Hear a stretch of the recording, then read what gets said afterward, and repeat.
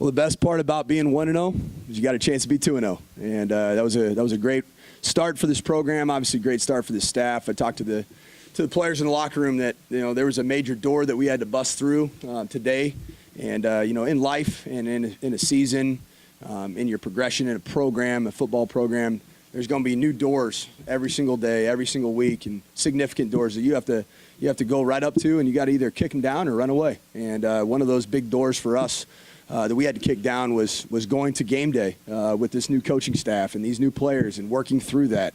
You can simulate that all you want. We did as much as we could in scrimmage situations in fall camp, but we had to go out there and do it, and we had to do it against a traditional rivalry. And I'll say this right off the top.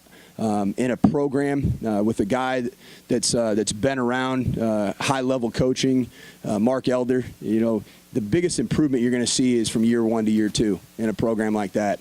And you'll see an even better EKU program with the emergence, and they're a different program with number 7, with Tim Boyle playing quarterback. He is an accurate passer. He's big.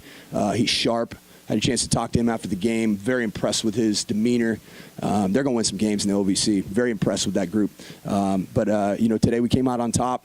We had an opportunity at several times in the game to really kind of put that dagger in and go over the edge. And I think only having 3 real possessions in the second half offensively really didn't allow us to really put that dagger in. So very proud of our production on third down offensively. 10 out of 17 on third down. That'll lead the country if we did that the whole year. So we obviously need to keep that going. And then 3 out of 3 on fourth down. Outstanding. We put that right on the backs of our offensive line, and they're going to have some confidence coming through that game with us putting fourth downs on their backs and them coming through and those running backs as well.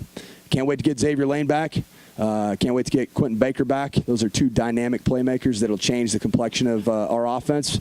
And then we'll also get another tight end back who was suspended in Kyle Fortenberry, who had been a starter alongside Deion Yelder. So defensively, we got to find creative ways to rush the passer, and we got to get off the field. We played against a quarterback that didn't miss much, but he also got comfortable, and we got to make sure we put the pressure on him. So with that, I'll open up for questions.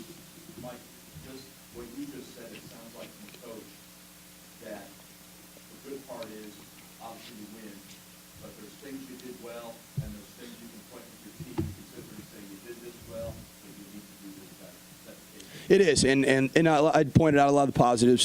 Certainly the eternal optimist that I am. Some of the negatives, obviously, is we got to keep Mike White upright. Plain and simple. We got to make sure we protect him. We got to do a better job communicating, and we will. We have an offensive line coach, a tight end coach, and a running back coach that take incredible pride in that. But at the end of the day, you're looking at really an offensive line that was playing 4 out of 5 starters in brand new positions. So you're breaking in a brand new group, and that's one of those doors you got to bust through as an offensive line to gel. You got to bust through that door of going out there on Saturday and communicating through all the looks. And the thing I love now is they came through with a victory, and we had an opportunity to do some really good things, and we'll learn from that going forward. Defensively, like I said, we got to rush the passer. We can't let quarterbacks get comfortable, and we did today.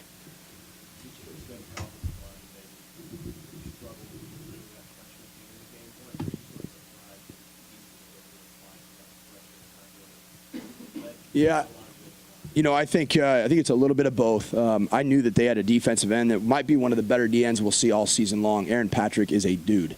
And I've been talking about him for the last 2 months for a good reason. And I saw him line up in pregame, and I said, I think we got a guy like that that's coming up in the ranks. That's D'Angelo Malone, number 10. You watch that late in the game.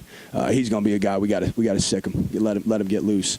I also think they did a good job defensively. They had a better grasp of their system.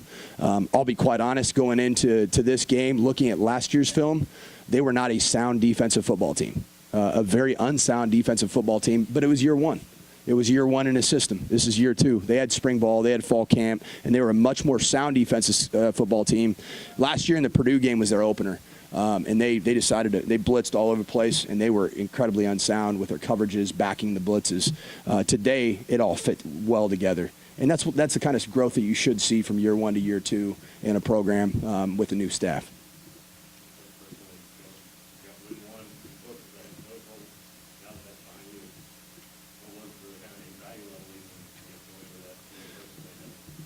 Yeah, it was kind of weird. I've been a coordinator, I've been a position coach, I've been in charge of substitution and personnel, and all kinds of different jobs. It's kind of like I was a plumber one year, I was a handyman one year, and then I was kind of almost wondering, like, I'm not the primary play caller on offense. I'm not the primary substitution guy.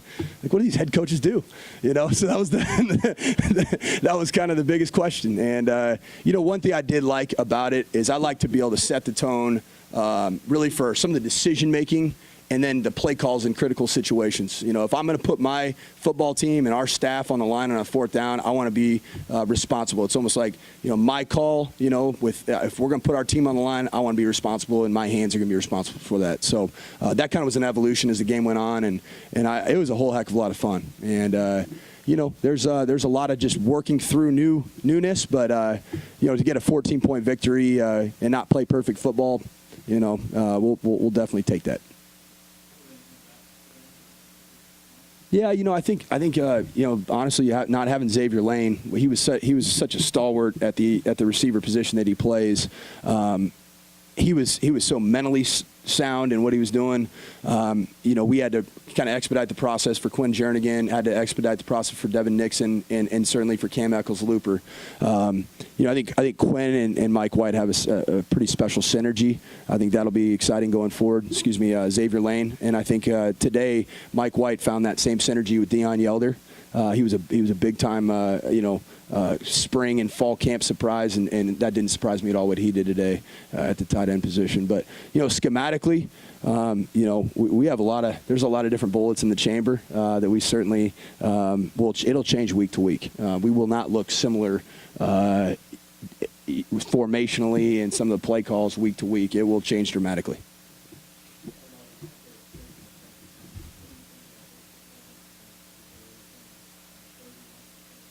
Yeah, I was very encouraged with DeAndre Furby coming out of that game, feeling 100%. The thing I liked is they both. I'll be honest, just watching them both early on, I thought they were dancing a little bit. There's a coach term I can't use, but they were dancing a little bit, and I wanted to see them accelerate through the hole. And they both got a look in their eyes, really, as the second half went on. And, we had 33 yards rushing, I think, in the first half. We finished off with 100, obviously not good enough, but we were close to breaking some loose. And DeAndre Furby had a look in his eyes, and Marquez Trigg got a serious look in his eyes. I want to finish this drive, and he did. And I was really proud of that, that resolve that he had. He's going to be a really good back. And now you get to throw in a complete change of pace back. With elite speed. So that's going to be a really good group. And they played well today. We'll play better next week.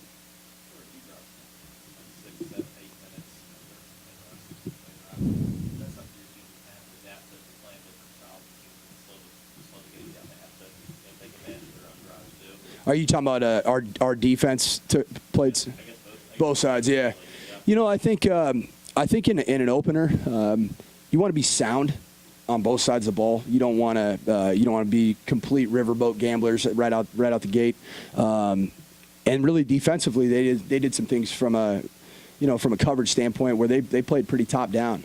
So we had some shot plays built in, and if they're going to play top down in coverage, Mike's going to hit the check down, or Mike's going to hit a shallow cross route. So the play calls themselves really led themselves to being shot plays.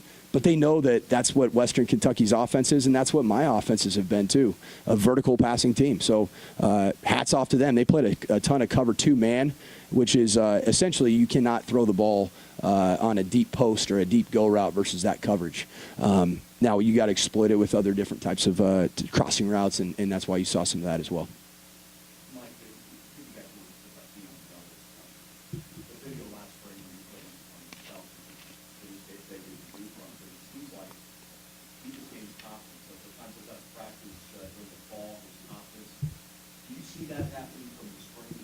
Yep. Yeah, I'm so proud of just his evolution, and it's going to be continued. He had there was a point in time during the game where he had a definite type of confidence where he came up to me and even said, "Hey, coach, I'm ready." And you were talking about some of the routes that he was popping open on, and sure enough, Mike hits him on a, was it third and It felt like forever. So that was a huge conversion. And Yelder's, he's a real player. I mean, he's a ball player. He's not just we didn't put him on scholarship as a feel-good story. It's because he's a dang good football player, works his butt off, and he's getting confidence every day. Yeah, Lucky's been, since we got here in spring, he's been the leader, the alpha of the wide receiver group. And, we started our new tradition, the Raise the W. We're going to do that in the locker room after every win. And we actually gave Lucky here a commemorative one for him. He's the towel raiser, so he led our team in the fight song right after the game, and he was the MVP of the game for our team. So giving out a game ball, we give out a red towel because that's what we do. So I'm proud of Lucky, proud of him kind of working through some injuries this fall camp, and he looked 100% to say the least. Just watching them today, big, physical. That's one thing that I'll say is, to achieve the goals that we have in mind, which is to defeat Power 5 conference teams, you've got to play physically and you got to practice physically. So what you saw today was a little bit more of a throwback style of offense. It can morph and change into different things, but we had to establish ourselves and work through some of the run game stuff that is going to help us beat a team like Illinois. Defensively, we were stout against the run, and really to beat Power 5 conference teams, you stop the run, you run the football, you take your shots, and you win the turnover battle, and that's going to be a big thing going forward in this game. They're big, they're physical, and we're going to have to improve from week 1 to week 2. But the best thing is the greatest improvement you're going to see on a team is a program that won but didn't win satisfied in week 1, kind of has that chip on their shoulder, and then goes to week 2, and that's the work we got to put in. Our guys are ready for that challenge. They were fired up in the locker room.